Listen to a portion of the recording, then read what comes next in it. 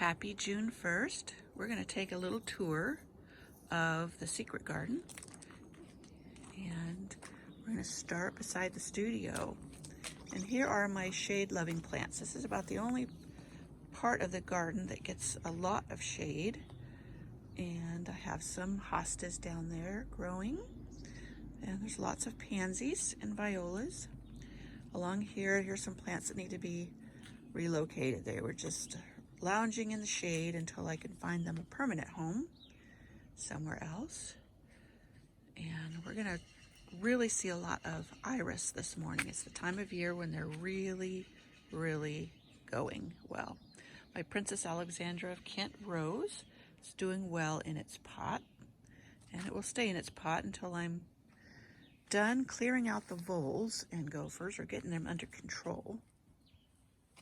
Lots of foxgloves this time of year too, and they're really enjoying the cool down. We had some hot days last week and they were real drooping, but now they're doing much better. This is my James Galway David Austin rose, and you can see those leaves are struggling, and I finally found that it has spider mites, so I need to get some neem oil spray. There's a 3-in-1 spray that really works well on spider mites. So there is my centerpiece of my garden. It's full of petunias. I got some Icelandic poppies in there too, and some alyssum that came back from last year. It reseeded itself. Now many of these green, let's see, right here, those are all larkspurs that have reseeded themselves. Next to it are some black-eyed Susies. Those are all reseeded themselves as well. I love letting things plant themselves, and I just edit where I don't want them, and or I move them if they don't mind being moved. Some won't let you move them, they just croak. But there's some more beautiful foxgloves. Look at that deep berry color. Just love that. These are not really volunteers, because I picked up the seeds from another part of the garden and spread them over here and let them go.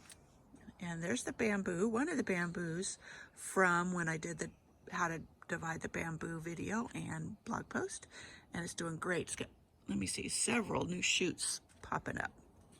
So it's all good. So going along here, this is Starship Enterprise iris. Loves it here. And there's my one remaining Olivia Austin rose. The others were eaten by voles. You may hear that a lot because they ate a lot of things. And hiding behind these foxgloves is a beautiful little iris, purple edging. The other one that looks very much like it is actually have blue edging. Behind it is some Delphiniums that are getting tall, and they'll just be gorgeous. These are lavender. There's a lavender, a pink, and a white one back here. And then there is my peach tree, and it's got tons of little peaches on it. You can see them right there. I'm looking at them, see how healthy they are. Or if they need thinning, they might need thinning. I need to come in and cut out all the dead branches. There's something going on with it. It's not exactly healthy, so I need to do some more pruning on it. And here's some irises down here. Down in behind are other flowers. I'm waiting to see if my cleome reseeded. This is where I had that beautiful cleome last summer, and I let it go to seed, hoping that it would fill in. Some people say it's weedy, that it really takes over, but I don't even see any evidence of it coming up. Of course, that area is full of stuff, so it might not be getting enough sun. So here's some more iris. And down here, some more volunteers. There is, well, I almost broke that iris here. This is Monarda. I don't know if that's purple rooster or my red one, but we'll see soon because it'll bloom. But I have tons of this, and these are poppies. Most of them are red. I'm hoping for some pink ones, but the pink were not over here, so I kind of doubt any pink in there.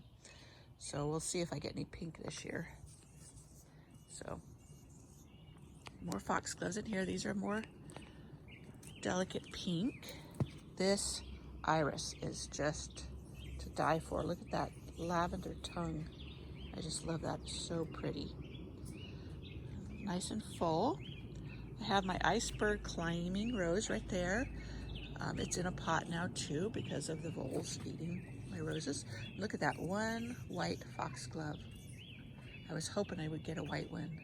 These are all cross-pollinated, so I never know what colors I'm going to get when they reseed themselves. And here's more Monarda bee balm. The hummingbirds and bees and butterflies absolutely love it. This is a red one. I do believe it's Jacob's Klein. Jacob Klein, not Jacob's, but another beautiful iris. And that's the pathway down to my vegetable garden. You notice the bamboo, that was protecting my lettuce when it was hot. I need to remove that now that it's cooled down. In fact, today's cloudy, quite cool. It's actually quite nice. Look at that, just full, full, full. Many of these that are super full will get divided in about 8 weeks after they have bloomed. And there's a beautiful foxglove. Behind there is a big delphinium. I think that's a lavender one. And look at those blue irises. And this right here is the cage that I have sweet peas planted down at the base. So let's see, right there. You can see that one, and there's one over there and one over there. So they'll climb this. This is actually a store-bought tomato cage that I turned upside down and put a pot on the legs to make it prettier. This is another beautiful iris. Look at this. Now the tongue on this one is orange at the base, and then it's kind of a little creamy lavender coming out there. And there's a delphinium. That's a blue one. A real pretty blue. And down here is the Icelandic poppies I started in my winter seed sowing. That one I put a chunk out there and it had way too many in it. I've got to divide it. Well, actually I just have to cut some out because it wouldn't divide, but I still got tons more I've got to put out somewhere. I'm not sure where I'm going to put them, but I better decide soon or they're going to croak on me in their containers. And more iris over here. I'm looking back from the way we came. We started right over there and went around. And that is the back garden for you. I don't know, do you want to go through the vegetable garden? Let me turn around without making you too sick. Close your eyes if I'm going too fast. But here's a rose that I have trained along the back fence. When these, there's two of them. When they bloom, oh, that one is starting to bloom right over there. It just smells so pretty. It's a vintage climber. There's one called 16 Candles, and I can't remember what the other one is, but just very heavily scented, tough as nails. They're in pots that they've grown down through into the ground, through the holes in the pots, so I can't lift them out of it, but it doesn't matter. They're all good. Here's some, these are Hyde Hall roses. There's 3 of them in there. I gotta get them out. I dug them up quickly last fall when my voles were getting after all my roses. But here is the large raised bed, and I have cucumbers back there. I just seeded right in the ground. And then right here is green beans. These are bush beans. And I got a couple coming up. So far the blue jays have left them alone, but I really should put a little cage over them. And these are my obelisks. I need to refill that little bird feeder. And the bamboo fence, you can see my lettuce under there. We've been picking it regularly, having delicious salads. I didn't want it to bolt from the heat, and it looks like it's going to be good now. And I have sugar snap peas over there and peppers. I made kind of a mistake because these sugar snap peas are going to get pretty tall and they're going to shade the peppers, so I'll have to thin them out. We don't need that many, though we do love sugar snap peas, but I can plant more elsewhere. Once they get too tall, is when I'll thin them out. Probably get a crop or 2 and then pull some out.